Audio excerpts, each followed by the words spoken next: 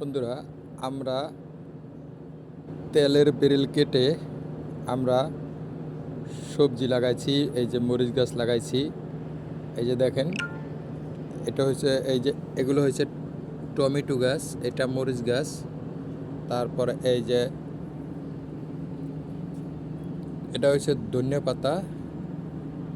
এই যে দেখেন, আমরা অনেক কিছু লাগাইছি। এই যে আরও দেখেন, এই সাইডেও আছে আমাদের। এই যে দেখেন, এগুলো মরিচ গাছ আছে, এখানেও টমেটো গাছ আছে। এই যে দেখেন, এই গাছটাও অনেক বড় হয়ে গেছে। এই গাছে এই দেখেন, এই ফুলও ধরছে মরিচ গাছে,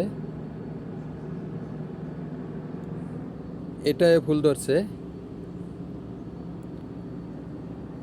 আমরা এভাবেই করে থাকি, এই বেরেলগুলো কেটে। এই বেরেলটা নষ্ট হয়ে গেছে, এই আবার যে আরেকটা বেরেল কাইটা বানাইছি, ওই সাইডে দিছি 2টা, এই সাইডে দিছি 3টা।